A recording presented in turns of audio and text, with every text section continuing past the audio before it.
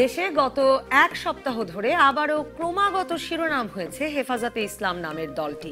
2013 সালের 5ই মে দিনব্যাপী মতিঝিল এলাকায় তাদের সমাবেশ থেকে বিশৃঙ্খলা ও সরকার পতন না হওয়া পর্যন্ত ঢাকায় অবস্থান ঘোষণার কর্মসূচির পর প্রধানমন্ত্রী বলেছিলেন, সেদিন পবিত্র কোরআন শরীফ পোড়ানোর সিসিটিভি ফুটেজ আছে এবং জড়িতদের প্রত্যেকের বিচার হবে।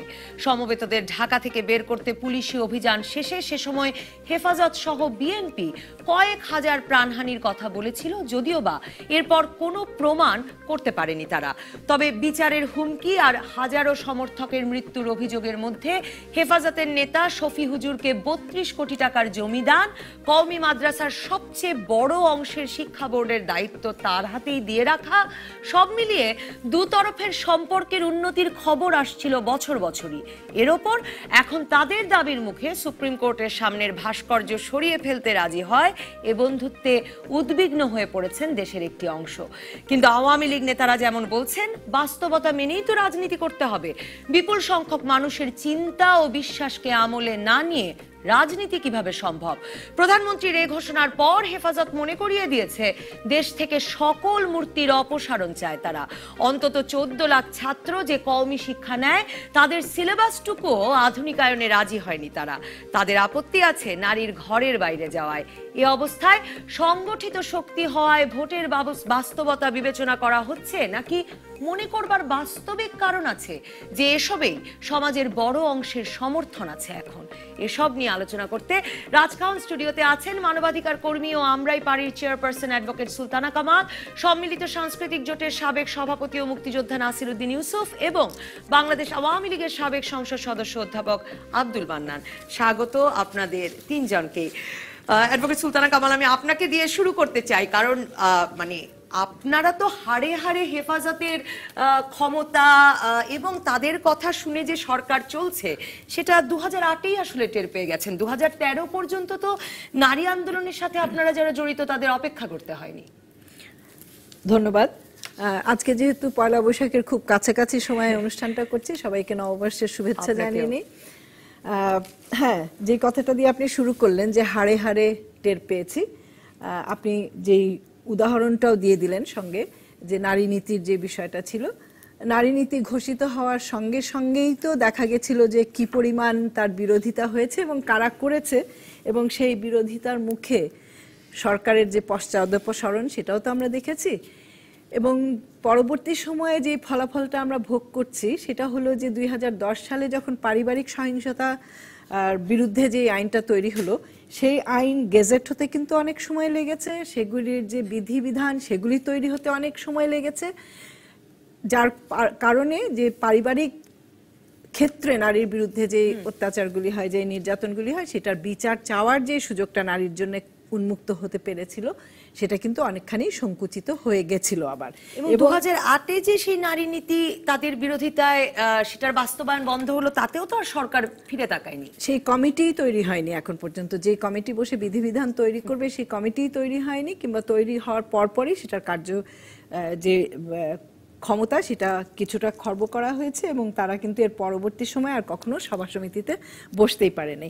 তো সেখান থেকে আমরা দেখতে পাচ্ছি হেফাজতের যেই একটা অযৌক্তিক এবং অত্যন্ত অগণতান্ত্রিক নারী বিদ্বেষী যেই দাবি, যে নারীরা পঞ্চম শ্রেণীর উপরে তাদের পড়াশোনা করারই দরকার নেই এবং বাইরে বের হওয়ারও, তাদের বাইরে বেরিয়ে কাজকর্ম করারও তাদের কোনো সেরকমভাবে যেই কি বলে অনুমোদন, সেটাও তারা তাদের যে দৃষ্টিভঙ্গি সেখান থেকে দিতে চায়নি। এবং দেখা গেছে যে রাষ্ট্র কিংবা সরকার ক্রমশই কিন্তু এই অযৌক্তিক দাবিগুলিকে গ্রহণ করে চলেছে, এবং করতে করতে আজকে কিন্তু এমন একটা জায়গায় গেছে, যে কথাগুলি আমরা সূচনা বক্তব্যে শুনলাম, যে সুপ্রিম কোর্টের সামনে থেকে ভাস্কর্য সরিয়ে ফেলতে হবে, তারপরে পাঠ্যসূচিতে যে পরিবর্তন আমরা দেখেছি সেই পরিবর্তনগুলি অত্যন্ত সাম্প্রদায়িক যে চিন্তা, সেই চিন্তা ভাবনার দিক থেকে পরিবর্তনগুলি নিয়ে আসা হয়েছে, এবং সেটার বিরুদ্ধে যে প্রতিবাদ উঠল, যে প্রতিরোধ করার কথা হলো, সেটার প্রেক্ষিতে কিন্তু কোনো কাজ আমরা সেরকম ভাবে দেখতে পাইনি এখনো। কয়েকজনকে বদলি করা হয়েছে, কিন্তু সেটাও করা হয়েছে ভুল যেটা ছিল সেই ভুলের জন্য। কিন্তু যে পরিবর্তনগুলি এসেছে সেটা নিয়ে কিন্তু সেরকম ভাবে কোনো রকম এখনো আমরা জানতেই পারিনি যে আসলে ভুলটা হলো কোন জায়গা থেকে, মানে কার সিদ্ধান্তে সেটা আমরা হয়তো ঠাড়ে ঠোরে শুনতে পাচ্ছি, কিন্তু সেরকম ভাবে জনসাধারণের সামনে সেই তথ্যটা এখন পর্যন্ত আসেনি। তো তার ফলে আপনার প্রশ্নের সরাসরি উত্তরটা যেটা দিতে হয় যে আমরা অনবরতই দেখতে পাচ্ছি যে মুক্তিযুদ্ধের যে মূল বক্তব্যগুলি ছিল, যে জন্য আমরা পাকিস্তান থেকে একটা আলাদা ভূখণ্ড নিজেদের জন্য অর্জন করে নিলাম। আমি নিজে মুক্তিযুদ্ধ করেছি, আমার দুই পাশে আছেন অত্যন্ত সম্মানিত আরও দুইজন মুক্তিযোদ্ধা, এবং আমি জানি না তারা আমার সঙ্গে একমত হবেন কিনা যে আমরা মুক্তিযুদ্ধটা কিন্তু পাকিস্তান থেকে একটা আলাদা ভূখণ্ড পাওয়ার জন্য করি নাই। আমাদের মুক্তিযুদ্ধ একটা আদর্শ ভিত্তিক যুদ্ধ ছিল, তাই না? এবং সেই আদর্শের মূল কথাটাই ছিল ধর্মনিরপেক্ষ অসাম্প্রদায়িক একটা দেশ তৈরি করা, এই কারণে যে আমরা বিশ্বাস করি সেটা যদি আমরা করতে না পারি আমরা কিন্তু একটা গণতান্ত্রিক দেশ পাই না। কারণ গণতন্ত্রের মূল সূত্রই হচ্ছে প্রতিটি মানুষের তার নিজ নিজ পরিচয়ে সমান অধিকার পাওয়ার যে দাবি সেটাকে স্বীকৃতি দেওয়া এবং সেই অনুযায়ী রাষ্ট্র পরিচালনা করা। সেটা যদি না হয়ে থাকে তাহলে আজকে প্রশ্ন উঠতে পারে যে আমরা পাকিস্তান থেকে আলাদাই হলাম কেন? যদি ঘুরে ফিরে সেই একই নীতির নিগড়ে আমার দেশটাকে আমাকে বাঁধতে হয়, তাহলে আমি কিসের জন্য মুক্তিযুদ্ধ করেছিলাম? মুক্তিযুদ্ধের মূল কথাটাই তো সেটা ছিল।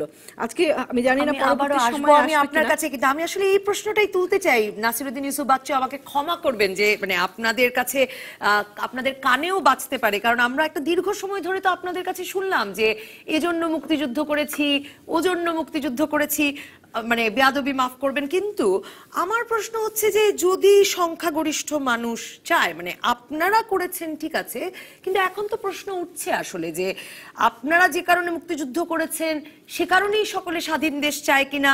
এখন তো এই প্রশ্ন উঠছে, ওবায়দুল কাদের যেটা বলেছেন যে বাস্তবতার রাজনীতি বলেও তো আছে, মানে বাস্তব এবং লোকে কি চায়, সংখ্যাগরিষ্ঠ মানুষ কি চায়, সেগুলো ভেবে তো রাজনীতি হবে, সেগুলো ভেবে তো একটি দেশের গতি প্রকৃতি নির্ধারিত হবে। আপনারা যে কোনো কারণে করে থাকতেই পারেন না, আমার মনে হয় কি ওবায়দুল কাদের যা বলেছেন সেটা তিনি কোন বাস্তবতা থেকে কথাটা বলছেন আমার জানা নেই। এটি তাদের একটা কল্পিত বাস্তবতা হতেই পারে, কিন্তু বাংলাদেশের মানুষ এই কথা অন্তত 14 তারিখ পয়লা বৈশাখে প্রমাণ করেছে যে বাংলাদেশ একটি বাঙালি জাতিসত্তার আলোকেই নির্মিত রাষ্ট্র। সেটি পয়লা বৈশাখে সারা দেশে যে বিপুল আগ্রহ এবং উদ্দীপনার সাথে আমরা মঙ্গল শোভাযাত্রা এবং পয়লা বৈশাখ উদযাপন করেছি, এবং সরকার নির্দিষ্ট করে দিয়েছিল 5টা পর্যন্ত, সেখানে অনেক জায়গায় 6টা, 6:30, 7টা রেস্ট্রিকশন আছে, হয়তো জঙ্গি হামলার ভয় আছে, অস্বীকার করব না, কিন্তু মানুষের যে প্রাণশক্তি, মানুষের যে আনন্দ এবং উদযাপন নিজের সংস্কৃতিকে নিয়ে, নিজের গৌরবকে নিয়ে, সেটি কিন্তু প্রমাণ করে যে বাংলাদেশের বাস্তবতা একটা ভিন্ন বাস্তবতা। যেটি ওবায়দুল কাদের ভাবছেন সেই বাস্তবতা না। ওবায়দুল কাদের কেন শুধু ভাববেন? ধরুন প্রধানমন্ত্রী তাহলে কোন বাস্তবতা ভেবে বলছেন যে তিনিও মনে করেন ভাস্কর্য সরিয়ে ফেলা উচিত? একটা বাস্তবতার ব্যাপারটি তো স্বীকার করতে হবে বোধহয় এখন। না, এটি তো জানি যে এখানে একটি সংখ্যাগরিষ্ঠ ধর্মবিশ্বাসী মানুষ আছে। হয় ভোটের বাস্তবতা বোঝা হচ্ছে সেটা স্বীকার করতে হবে, না হলে স্বীকার করতে হবে সংখ্যাগরিষ্ঠ মানুষ এভাবে ভাবছেন। না, অবশ্যই তারা যে ভাবছেন সেটার উত্তর তারা দিতে পারবেন, তারা বলতে পারবেন যে তারা ভোটের বাস্তবতা নিয়ে এই কাজটা করছেন। আমি এই বিশ্বাসটা করতে চাই যে এটি নিশ্চয়ই একটি আদর্শিক জায়গা থেকে কাজটি হচ্ছে, সেটি নয়। কিন্তু এই যে ভোটের বাস্তবতা থেকে করছেন তারা, আমার প্রশ্নটা হচ্ছে যে হেফাজত কি বা এই ধরনের দলগুলোকে, ইসলামী দলগুলোকে আওয়ামী লীগকে ভোট দেবে? মনে হয় না, আমি এটা বিশ্বাস করতে চাই না এবং করিও না।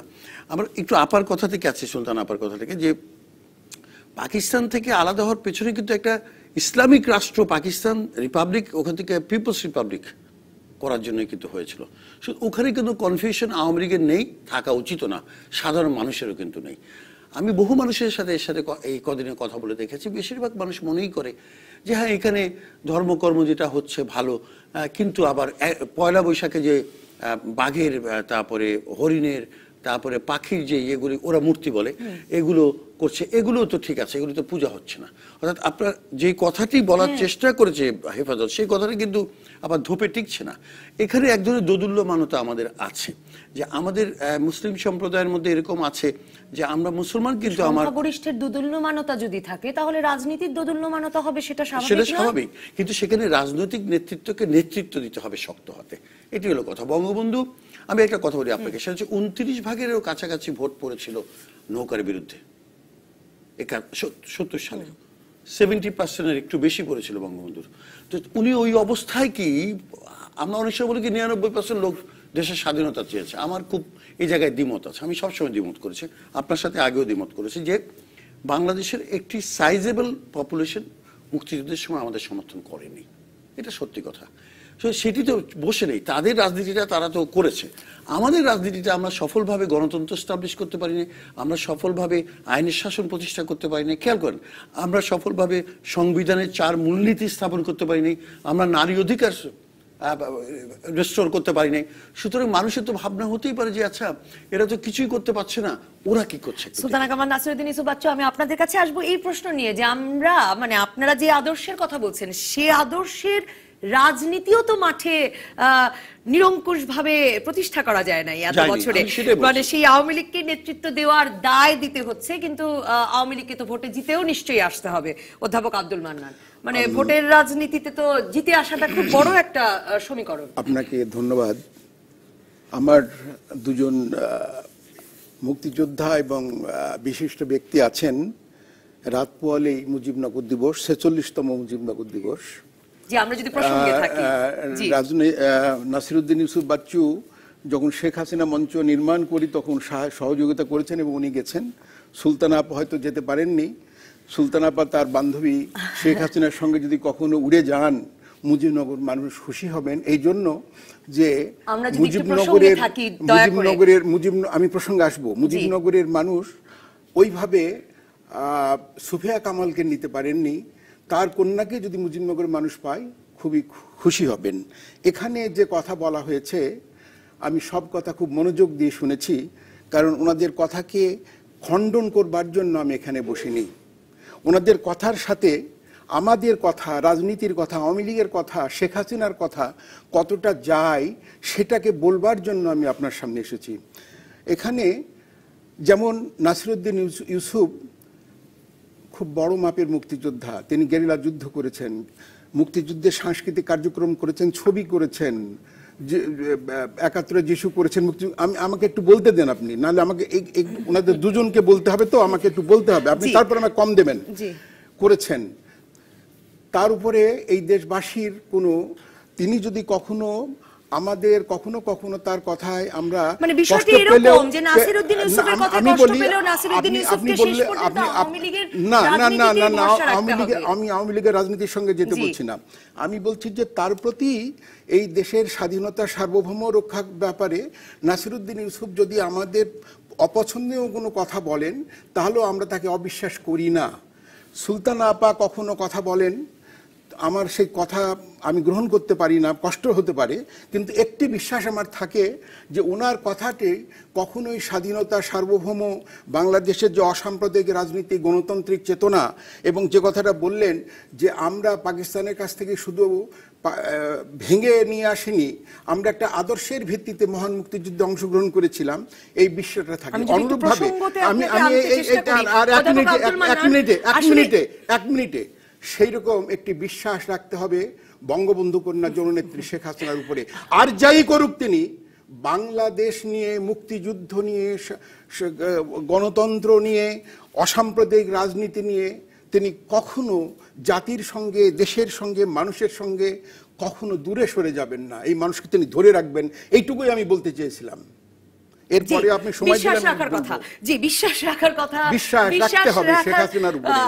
আমি আপনাকে যে প্রশ্নটি করতে চাই, আসলে সুলতানা কামাল বা নাসিরউদ্দিন ইউসুফ বাচ্চুকে কেন আওয়ামী লীগ শেষ পর্যন্ত আপনজন মনে করবে সেটি প্রসঙ্গ নয়। প্রসঙ্গ হচ্ছে হেফাজতে ইসলামকে কি করে আওয়ামী লীগ বিশ্বাস করতে পারছে। এখন আসলে আপনি যেমন বলছেন, আমি শিল্প সাহিত্য সম্পর্কে আমিও পড়াশোনা করি, ভাস্কর্যের কথা যেটা বলা হয়েছে, আমি যদি ওনাদের জিজ্ঞাসা করি ওটা কি ভাস্কর্য হয়েছে, এখনকার যিনি ডিন চারুকলার নিসার বলেছেন যে গ্রিক ভাস্কর্যের মধ্যে শাড়ি পরি দিয়ে দাঁড়ি হাতে দাঁড়িয়ে আছে, ওটা ভাস্কর্য হয়নি, ওটা একটা শিল্পকর্ম হবে। ওটাকে যদি সেজন্য মূর্তি টুর্তি নানান লোকে বলছে, ওটা যদি সত্যিকারের নির্ধারণ করা হতো একটা ভাস্কর্য, গ্রিকদের যে ভাস্কর্য, সে ভাস্কর্যের সঙ্গে তুলনা করে যদি ওখানে একটা কিছু করা হতো, আমাদের প্রশ্ন থাকতো না, শেখ হাসিনা যে প্রশ্নটা করেছেন সেটা থাকতো না। কিন্তু সেখানেও আমরা একটা না গ্রিক না মানে ওই বিদেশি পুত্রবধূর মতো আর কি, বিদেশি পুত্রবধূকে লিপস্টিক আর শাড়ি পরিয়ে নিয়ে যাওয়ার মতো, এটা কিন্তু একটা শিল্পকর্ম হয়নি।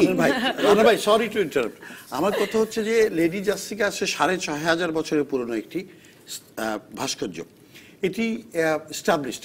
আমি মনে করি এটিতে অত্যন্ত নান্দনিকভাবে একটি ব্যত্যয় ঘটেছে, এই ব্যাপারে আমার কোনো সন্দেহ নেই। আমি সেটাই বলতে চাই, আমি বলিনি, একটু নান্দনিকভাবে ব্যত্যয় ঘটেছে।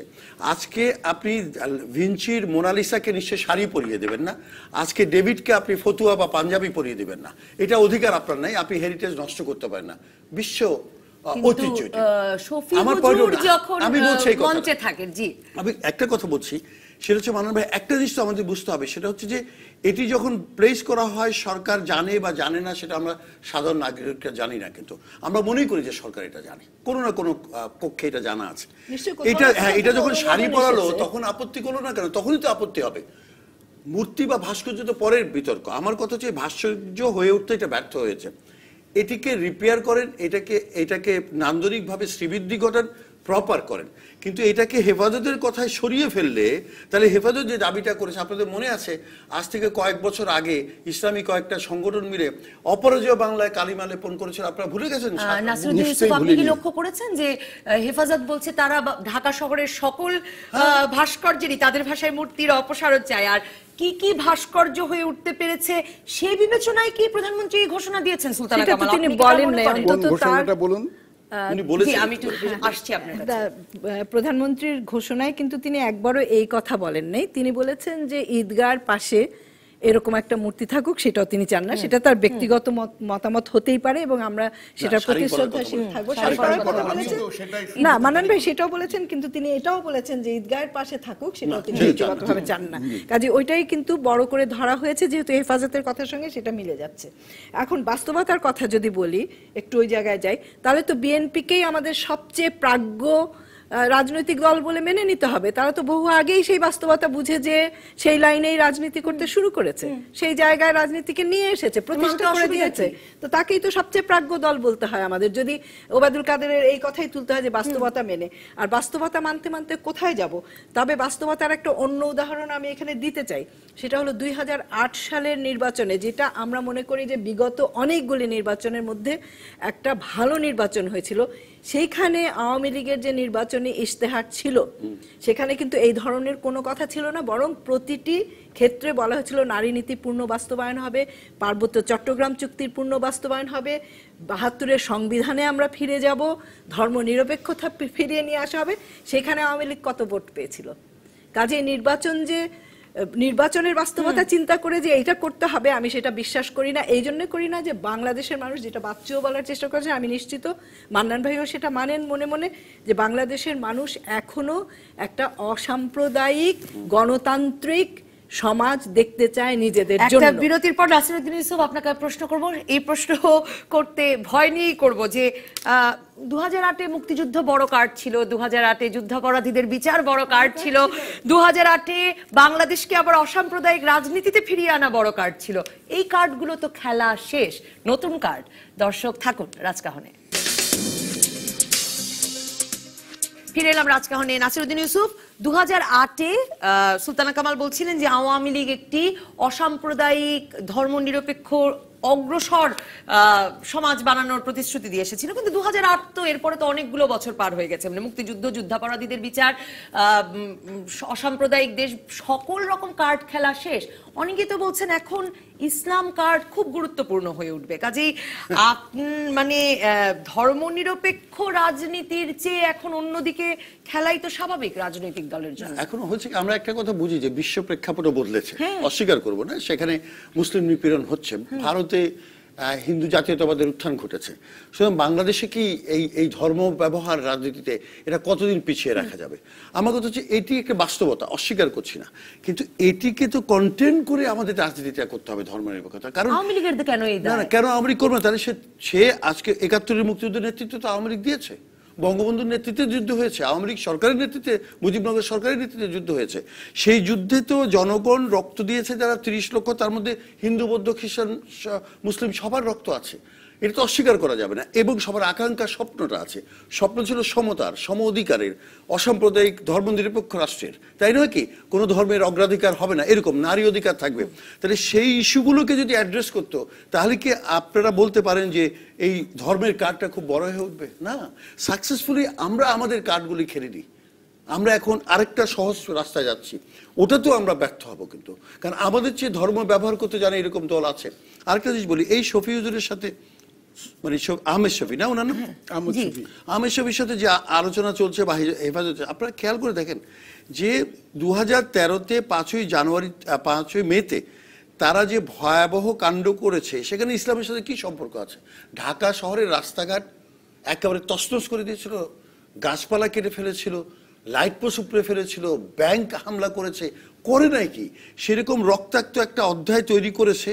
সরকার যখন শক্ত হয়েছে, তাদেরকে ফিরে যেতে হয়েছে। এখন সেই শক্তিটার সাথে আপনি যখন আঘাত করবেন, সেই শক্তিটার সাথে তাদের দাবিগুলি বেড়ে নেবেন, এবং তাদের কোনো বড় আন্দোলন আমরা এখনো দেখতে পাইনি।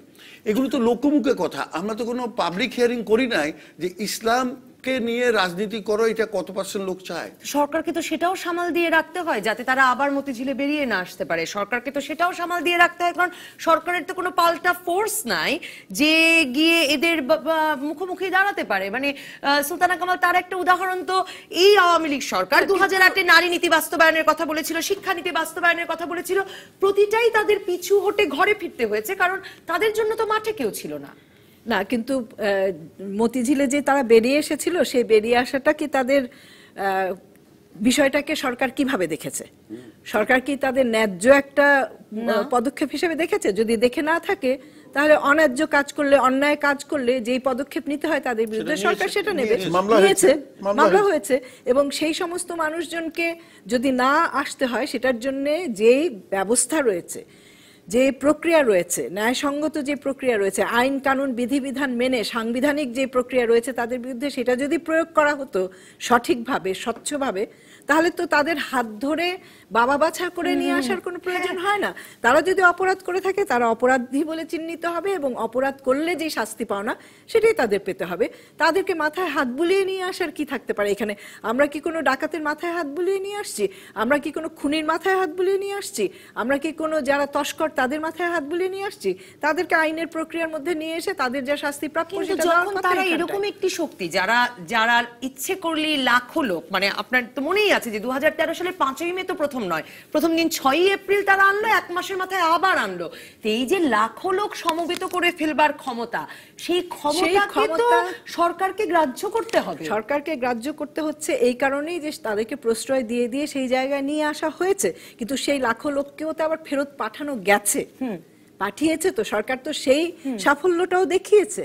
কাজেই তাদের তো নানা উপায় রয়েছে, যে উপায় দিয়ে এই মানুষগুলিকে অগণতান্ত্রিক, অন্যায্য, অন্যায় কাজ থেকে বিরত রাখার। এখন লক্ষ লোক যদি অন্যায় কাজ করতে থাকে, যদি অপরাধী হয়ে যায়, তাদেরকে থামাবার শক্তি আমার রাষ্ট্রের থাকবে না? সেই জন্যই তো র্যাব হয়েছে, সেই জন্যই তো আরো বাহিনীগুলি হয়েছে।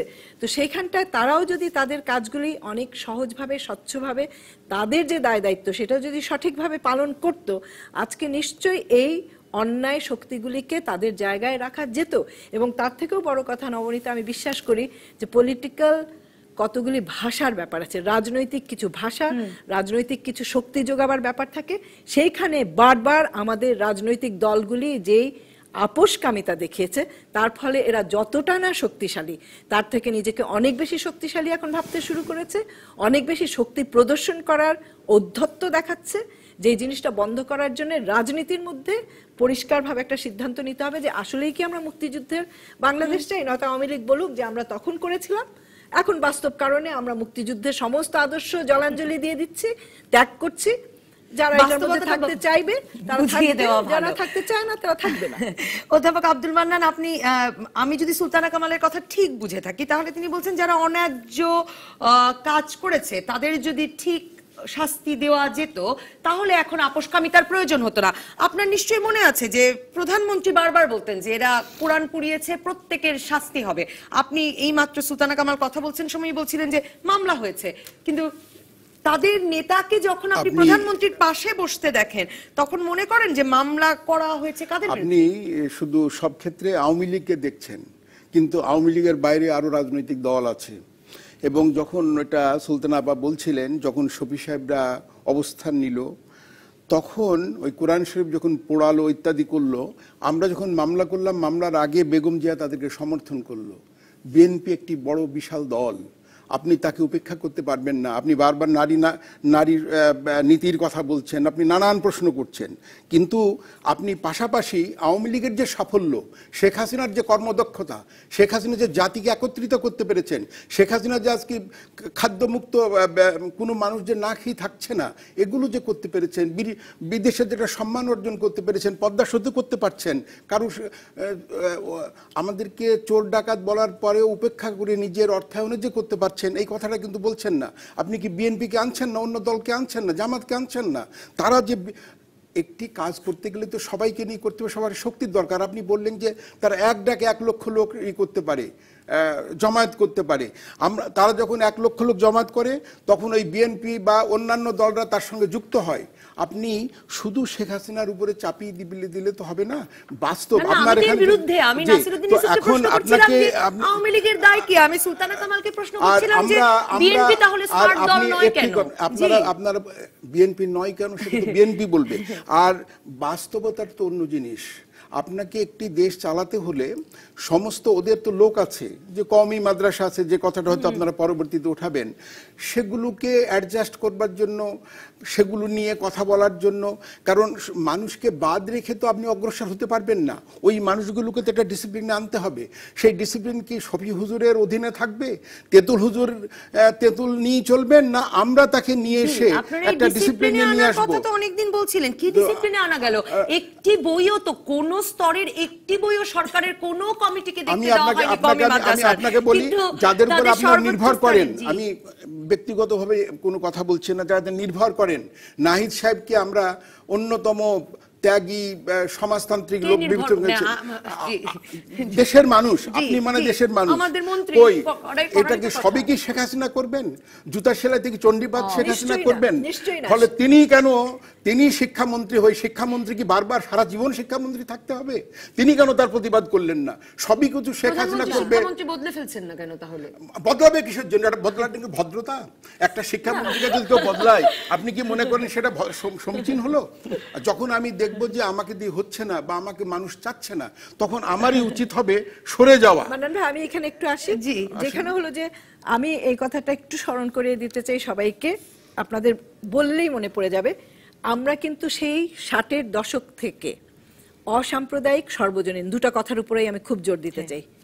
অসাম্প্রদায়িক সর্বজনীন শিক্ষার জন্য আন্দোলন করেছি, প্রাণ দিয়েছি, হ্যাঁ, ছাত্ররা ওখানটায়। এবং আমরা কিন্তু কখনো চাইনি মান্নান ভাই যে এই দেশে এমন শিক্ষা ব্যবস্থা হোক যে এই লক্ষ লক্ষ ছেলে মেয়েরা বঞ্চিত থাকুক, অন্য একটা শিক্ষা ব্যবস্থার মধ্যে থাকুক যেটা থেকে তারা মনে করবে যে আমরা তো এই দেশটাতে আমাদের প্রাপ্য সুযোগগুলি পেলাম না। এই বোধ নিয়ে আমাদের সন্তানরা থাকবে কেন এই দেশে? সেটা তো হতেই পারে না। কিন্তু প্রশ্নটা আমরা আজকে করতে চাই যে আমরা একমুখী শিক্ষার জন্য যে শিক্ষানীতি প্রণয়ন করলাম, সেই শিক্ষানীতি বাস্তবায়ন করার মতন শক্তি কি আমাদের সরকারের ছিল না? আমাদের সরকার কি এতই দুর্বল সেখানটায়? আমার যেটা প্রশ্ন, আমি জানি না, আমি খুবই খুশি হব যদি আমি ভুল প্রমাণিত হই যে সেখানে আমাদের যথেষ্ট আন্তরিক সদিচ্ছার অভাব ছিল বলেই আজকে আমরা এই কাণ্ডটা দেখতে পাচ্ছি, যেখানটায় বলা হচ্ছে যে আমরা কোরআন শরীফ পড়বো। ভালো, নিশ্চয়ই পড়বে কোরআন শরীফ, তো আমরা যারা ইসলাম ধর্মে জন্মগ্রহণ করেছি সবাই পড়ি, সেটা তো নতুন ব্যাপার কিছু না, এটা তো একটা বিশেষ কোনো ব্যাপার না। কিন্তু সেখানটায় একটা ডিগ্রি দিয়ে দিতে হবে। ডিগ্রি দেওয়াটা কি এতই সহজ? যেখানে আমাদের যেটা মূলধারা শিক্ষা ব্যবস্থা বলে, সেখানে 10 বছর পড়াশোনা করে 2 বছর মাধ্যমিক শিক্ষা নিয়ে তারপরে 4 এবং 1 আরো 5 বছর পড়ে একটা ডিগ্রি অর্জন করা যায়। কালকে মাদ্রাসায় পড়েছেন এরকমই এক ব্যক্তি আরেকটি চ্যানেলে আমাদের সঙ্গে কথা বলছিলেন, তিনি বললেন তিনি কওমি মাদ্রাসায়ও পড়েছেন, আলিয়া মাদ্রাসায়ও পড়েছেন। বলছে 10 বছরেই তো কোরআন হাফেজ হওয়া যায়। তো সেই 10 বছরের শিক্ষা আর এই 15 বছরের শিক্ষা দুইটা, আর আমার আসলে এই প্রশ্ন আছে এটা কিভাবে হবে, সামঞ্জস্যটা কিভাবে হবে? এবং প্রধানমন্ত্রী স্বীকৃতি দিয়ে দিলেই নবনীতা, আরেকটা কথা হলো যে তারা তাহলে কি কাজটা করবে? তারা একটা ব্যাংক পরিচালনার দক্ষতা অর্জন করতে পারবে, যোগ্যতা অর্জন করতে পারবে? তাকে চাকরি দেবে শেষ পর্যন্ত দিতে, মানে যদি সেরকম বাধ্যবাধকতা কখনো আসে হয়তো দিতেই হবে, জানি না, কিন্তু তারা কি সেটা করতে পারবে? একটা মাল্টিন্যাশনাল কোম্পানি চালাতে পারবে? একটা শিক্ষকতার জায়গায় সাধারণ যে মূলধারার শিক্ষা, সেখানে কোনো শিক্ষকতা করতে পারবে? আমি 1 সেকেন্ড ওনাকে বলবো, এই যে আপনি যখন তত্ত্বাবধায়ক সরকারের উপদেষ্টা ছিলেন, আপনি তো পদত্যাগের চলে আসলেন। তো আমাদের যারা মনে করছেন যে এই জিনিসটা করার দরকার, তারা কেন পারছেন না? তারা যে এতদিন ধরে জনগণের কথা বলেছেন, তারা কেন পারছেন না? তাহলে তো ডক্টর কুদরতে খুদার যে শিক্ষানীতি, যেটা আপনার মনে আছে, সেটার অপরাধ কি ছিল? আমি একটা বিরতির পর আবার ফিরছি। সুলতানা কামাল একটা খুব গুরুত্বপূর্ণ জিনিস আসলে মনে করিয়ে দিয়েছেন যে পাকিস্তান আমল থেকে এই সার্বজনীন শিক্ষার আন্দোলন, প্রতিটি সন্তান বাংলাদেশে একেবারে আমরা ছাত্ররা প্রাণ দিয়েছে সেটা। একটা বিরতির পর ফিরবো আমি জানতে যে এখানেই শেষ হবে কিনা, মানে এই দাবি তো শুধুমাত্র সুপ্রিম কোর্টের সামনের অসুন্দর ভাস্কর্যে আটকে থাকবে না। দর্শক থাকুন রাজকাহনে। ফিরে এলাম রাজকাহনে। নাসিরউদ্দিন ইউসুফ, শেষ প্রশ্ন আপনার কাছে, যে এখানেই শেষ হবে মানে সুপ্রিম কোর্টের যেই ভাস্কর্য নান্দনিক ভাবে আমরাই আলাপ করছিলাম যে কারো কাছেই ততটা নান্দনিক নয়, অধ্যাপক আব্দুল মান্নান বলছিলেন সেটাই একটা যুক্তি যে কেন তার সরে যাওয়া উচিত সেই ভাস্কর্যে, আপনার মনে হয় এখানেই শেষ হবে? হেফাজত কিন্তু বলছে তারা ঢাকা শহরকে তাদের ভাষায় মূর্তিমুক্ত চায়। না, আমি এও মনে করি যে নন্দনতাত্ত্বিক ভাবে দেখলে ভাস্কর্যটা হয়নি, সেটি আলাদা বিষয়। আপনি একটি ঐতিহ্যগত জায়গায় আপনি হাত দিয়েছেন, আমি যে অনেক জায়গায় এটা আছে বাংলাদেশে। কওমি মাদ্রাসার যে অনুমোদনটা আসছে শিক্ষার জায়গা থেকে মাস্টার্স পর্যন্ত আসবে, আমি জানি না কত বড় একটা এক্সারসাইজ বাকি রয়ে গেছে। এটা কিভাবে ঠিক করবো আমি জানি না। যেটা আপা একটু আগে বলছেন কোরআন শরীফ, এটা হাফেজে কোরআন হয়, খুবই ভালো, কিন্তু কত হচ্ছে এটা কি কাজে লাগবে আমাদের দেখতে হবে, কেন আমরা দিচ্ছি, বিশ্ববিদ্যালয় কিভাবে এটা অ্যাপ্রুভ করবে, সেটা সরকারের ব্যাপার। কিন্তু এখন যে কওমি মাদ্রাসা হয়ে উঠছে এত বছর, স্বাধীনতার পরে 46 বছর আজকে, কোনো অনুমতি লেগেছে কারো? এটা অদ্ভুত একটা দেশ। আপনি প্রাইমারি স্কুল করলে আপনার লাগবে, অনুমতি লাগবে, মাদ্রাসা করলে অনুমতি লাগবে না। আমরা তো এই দুর্বলতা প্রতিটা দল দেখাচ্ছে, সেনা শাসনের সময় দেখেছি, স্বৈর শাসন বা বিএনপি জামাত জোটের সময় দেখেছি, এই সরকারের সময় দেখছি। এটা তো ঠিক হয়নি। আপনি আমার থেকে নেবেন, ওর থেকে নেবেন না কেন? এক। এবং দ্বিতীয়ত আপনি দেখবেন বিএনপির নেতৃত্বে যে অবরোধের নামে দেশে একটি তাণ্ডব হয়েছে, সেখানে যে পেট্রোল বোমা হামলা হয়েছে, তাদের সাথে কারা জড়িত ছিল, কোন জনগোষ্ঠীটা জড়িত ছিল? এই ধর্মান্ধ মৌলবাদী জনগোষ্ঠী, এখানে এই লোকগুলো ইনভলভ ছিল। এবং আজকে যারা বোমা হামলা করছে, জঙ্গিবাদ করছে, উচ্চবিত্ত সন্তানেরা যেরকম আছে, তেমনি করে আপনি দেখবেন কিন্তু ইয়েও আছে, মাদ্রাসার সন্তান। এগুলো তো দীর্ঘদিন ধরে প্রধানমন্ত্রী পর্যন্ত তার বক্তব্যে বারবার বলছিলেন, তারপরে তারা কি করে মঞ্চে উঠে যাচ্ছে? মানে এটা তো আর আমি বলতে পারবো, সেটা মান্নান ভাই বলতে পারবে। ব্যাখ্যাটা কি? আপনার ব্যাখ্যাটা কি? আমার ব্যাখ্যা হচ্ছে যে কোনো না কোনোভাবে পুরো এই রুলিং ক্লাসের এই জায়গাটা খুব বিভ্রান্ত হয়েছে কোথাও থেকে, কারণ এমন কোন সিচুয়েশন তৈরি হয় না, ওনার উন্নয়ন কর্মকাণ্ড। কিন্তু আপনারা কোনোভাবেই মনে করেন না যে বাংলাদেশের মানুষ হয়তো এরকম একটি, না, আমি এই অ্যাজাম্পশনে যেতে চাই না, আমি এই অ্যাজাম্পশনে যেতে চাই না। কেন? শেখ হাসিনা সবচেয়ে বেশি উন্নয়ন কর্মকাণ্ড করেছে, বাংলাদেশ একটা অন্য জায়গায় নিয়ে যাওয়ার চেষ্টা করেছে। 2 নম্বর হচ্ছে আপনি যদি খেয়াল করে দেখেন যে যুদ্ধাপরাধী বিচার, বঙ্গবন্ধু হত্যার বিচার, আপনি প্রতিটা জায়গায় কিন্তু উনি সাফল্যের চিহ্ন দেখেছেন। আমার বক্তব্য 2-1টা ব্যর্থতা আছে, সেগুলি কোনো ব্যাপার না, থাকবে এত বড় কাজ করতে গেলে। মোস্ট সাকসেসফুল প্রাইম মিনিস্টার হিসেবে উনি ইমার্জ করেছেন। সেই মানুষটা কি কারণে এই জায়গায় গেলেন এবং এই কথা বলেন, এটা আমার জানার কথা না, আমার মতো ছোট মানুষ। আচ্ছা, আপনার এর কোনো ব্যাখ্যা বিশ্লেষণ নাই? এটাই বোধহয় সবচেয়ে বড় প্রশ্ন। সুলতানা কামাল, এই প্রশ্ন কারণ এটা কি এর কারণে হতে পারে যে প্রসঙ্গ নাসিরউদ্দিন ইউসুফ এর আগের অংশে তুলেছিলেন, যে সারা বিশ্বের রাজনীতিতে তো একটা পরিবর্তন আসছে, মানে ধর্মনিরপেক্ষতার রাজনীতির চেয়ে ধর্মাশ্রয়ী রাজনীতি করা সহজ হয়ে উঠছে। কিন্তু ধর্মাশ্রয়ী রাজনীতির ফলে যে হিংসায় উন্মত্ত পৃথ্বী একটা চেহারা আমরা এখন দেখছি, যে কোনো বিবেকবান মানুষ, সুবিবেচনা যাদের মধ্যে আছে, প্রত্যেকটা মানুষই কিন্তু আজকে বুঝতে পারছে যে ধর্ম মিশ্রিত রাজনীতির কারণেই আজকে বিশ্বে এরকম একটা রক্তক্ষয়ী চিত্র আমরা দেখতে পাচ্ছি সর্বত্র। সেই জন্য তো আরো বেশি করে মানুষ বলবে যে আসলে আমরা ধর্মাশ্রয়ী কোনো রকম রাজনীতি চাই না, এমন কোনো রাজনীতি চাই না, ধর্মাশ্রয়ী হোক কিংবা অন্য কোনো নামেই হোক, যেই রাজনীতির মধ্যে দিয়ে আসলে আমাকে রক্তক্ষয় করতে হয়, অন্যকে হত্যা করে আমার মতবাদ প্রতিষ্ঠা করতে হয়, অন্যকে নির্মূল করে দিয়ে আমাকে বেঁচে থাকতে হয়। সেই জায়গাটাই তো মানুষের সদ্বুদ্ধি, শুভবুদ্ধির যে বিকাশ ঘটাতে চায় মানুষ, যেই শুভবুদ্ধি কামনা করে, সেটাই তো মানুষ বলবে যে আজকে পৃথিবীতে যেই পরিস্থিতি হয়েছে এই কারণেই তো হয়েছে, এই কারণটাই তো আমাদেরকে সরাতে হবে। তো সেই জায়গায় আমাদের বারবার কথা বলতে হবে। আমি বিশ্বাস করি বাংলাদেশ মুক্তিযুদ্ধ করে স্বাধীন হওয়া একটা জাতি, তারাই কিন্তু পৃথিবীতে একটা দৃষ্টান্ত স্থাপন করে দিতে পারে। এবং আমি বিশ্বাস করি যার জন্য আমরা এত উতলা হই, এত বেশি কষ্ট পাই, এত বেশি আমাদের মনের যে কি বলে ব্যথা আমরা প্রকাশ করতে চাই, সেই জন্যই যে আজকে মুক্তিযুদ্ধের সপক্ষের শক্তি ক্ষমতা আছে, তারাই তো সবচেয়ে যোগ্য হতে পারে এই দৃষ্টান্ত স্থাপন করতে যে আমরা কিন্তু মুক্তিযুদ্ধটা করেছিলাম গণতান্ত্রিক, অসাম্প্রদায়িক, ধর্ম নিরপেক্ষ রাষ্ট্র প্রতিষ্ঠা করার জন্য, যেখানে একটা মানবিক মূল্যবোধ নিয়ে আমরা কাজ করব। আমাদের সাংস্কৃতিক আন্দোলন সেটা বারবার চেয়েছে, আমাদের সামাজিক আন্দোলন সেটাকে সমর্থন জুগিয়েছে।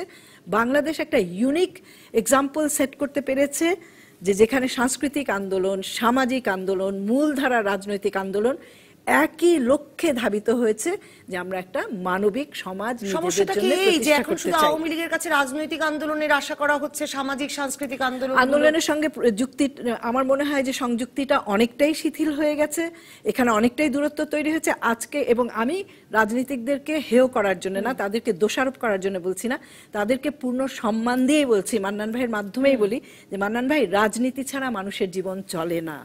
রাজনীতি হচ্ছে মানুষের জীবনের প্রধান নিয়ন্ত্রণ। রাজনীতি যদি সেখানটায় নিজেকে স্বচ্ছ করতে না পারে, নিজেকে আসলে যে বিষয়টা দাঁড় করাতে চায় সেই জায়গায় শক্তভাবে দাঁড় করাতে না পারে, তাহলে কিন্তু সাধারণ মানুষের জীবন বিপর্যস্ত হয়। এটা আমরা দেখতে চাই না বাংলাদেশে। অধ্যাপক আব্দুল মান্নান, শেষ করব। বলুন। জি, আমি এটাই জানতে চাই, মানে আওয়ামী লীগের কাছে নেতৃত্ব দেওয়ার প্রত্যাশা করা হচ্ছে একরকম, কিন্তু আওয়ামী লীগ সেটা করবে কেন? সুলতান আপা বলেছেন যে আওয়ামী লীগকে দৃষ্টান্ত স্থাপন করতে হবে। আমি উনিও ভালো করে জানেন এবং আমি ইয়ারে বলে যাচ্ছি যে দৃষ্টান্ত স্থাপন করবেই আওয়ামী লীগ, বঙ্গবন্ধু কন্যা শেখ হাসিনা এটা করবেই। এবং উনি একটি কবিতার লাইন বলছিলেন যে নাগিনীরা চারিদিকে ফেলেছে বিষাক্ত নিঃশ্বাস। এই বিষাক্ত নিঃশ্বাসের জন্য, কারণ আমরা যে রাজনীতি করি আমাদের একটা মূল ব্যাপার, সত্যি কথা স্বীকার করতে দ্বিধা নেই, যে ভোটারদের দিকে আমাদেরকে একটু খেয়াল করতেই হয়। কারণ যদি একটি দল আপনি ক্ষমতায় না আসেন, যে উইনার্স টেকস অল, আমাদের গণতন্ত্রের যে ব্যাপারটা, তো সেই জন্য ওই যে সমস্ত মানে শেখ হাসিনার দল বা আওয়ামী লীগের বা মুক্তিযুদ্ধের শক্তির দলের বাইরের যারা আছেন তারা তো সব একত্রিত হয়ে যায়, মানে ইসলামিক উম্মাহ বলে সব ভাই ভাই হয়ে যায়। কিন্তু অধ্যাপক আব্দুল মান্নান, আপনার কাছে এবং প্রধানমন্ত্রী তার বক্তব্যে উল্লেখ করেছেন, মানে নান্দনিকতার পরীক্ষায় পাশ করতে পারেনি যে ভাস্কর্য, সেই ভাস্কর্যতেই কি থামবে আপনি মনে করেন এই দাবি? আমি মনে করি যে কিছুই হবে না। শহীদ মিনার আমাদের আছে, আমাদের জাতীয় স্মৃতিসৌধ আছে, আমাদের মুক্তিযুদ্ধ আছে, আর আমরা আছি, শেখ হাসিনা আছেন এবং আপনাদের মতো এই প্রতিবাদী মানুষ আছে। ফলে সাময়িকভাবে শফি হুজুরকে আপনি দেখছেন মঞ্চে, আপনি বলেছেন মঞ্চে বসে কি করে। এখন বাংলাদেশের যে কোনো লোক তিনি যদি কোনো ক্রাইম না করেন, পুলিশের ওয়ারেন্ট না থাকে, উনি তো লয়ার জানেন, তাহলে সে যদি প্রধানমন্ত্রীর সঙ্গে দেখা করতে চায় তাহলে দেরি করে হলো তাকে একটা সাক্ষাৎ দিতে, তার কথা শুনতে হয়। এটা হচ্ছে রেওয়াজ, এটা একটা এই দেশের নিয়মও। তো সেই জন্য শফি হুজুরকে যে সুযোগটা দেওয়া হচ্ছে, কারণ সব লোক 35 কোটি টাকা সম্পত্তি পায়নি, শফি হুজুরের সব লোক পায়নি।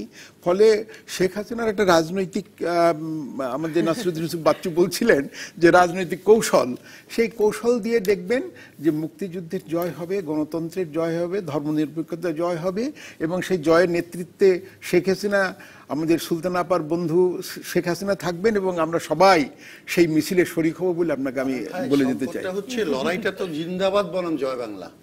সে তো আমি তোমার সঙ্গে কথা হয়, এটা আমাদের জয় বাংলা। আপনি জয় বাংলা এখানে কোনো বিভ্রান্তি চলবে কোনো না। বিভ্রান্তি চলবে না। কিন্তু সেই সেই জন্য আমি বিভ্রান্তি বারবার থেকে যাচ্ছেন স্বচ্ছতার তো কথাটা আপনারা, বলেছি। সেই বিভ্রান্তি থেকে যাচ্ছেন। জিন্দাবাদের বিপরীতে 75-এর 15 আগস্টে বঙ্গবন্ধুকে হত্যার পর প্রথম জিন্দাবাদকে নির্বাসনে পাঠিয়ে জয় বাংলাকে নির্বাসনে জিন্দাবাদ আনা হয়েছিল, আপনাদের খেয়াল আছে সবার, সকালবেলা প্রথম ঘোষণায়। তাহলে সেই রাজনীতিটার অন্য একটা কৌশল এখন সামনে নিয়ে আসছে। কিন্তু আপনি খেয়াল করেন মৌলবাদীরা, শুধু আমাদের কিন্তু এত সহজ না ব্যাপারটা। যেভাবে দেখছেন যে একটা, ও যেটা বারবার বলছিল, একটা ভাস্কর্য অপসারণের মধ্যে কি এটা শেষ? না, আমিও এই নাতেই শেষ করতে চাই। তোমাদের অসংখ্য মতো ধন্যবাদ নাসিরউদ্দিন তোমাদের ইউসুফ, মতো সুলতানা জয় কামাল, বাংলার অধ্যাপক সিদ্ধ আব্দুল পুরুষরা মান্নান। থাকাতে দর্শক কখনো ধন্যবাদ।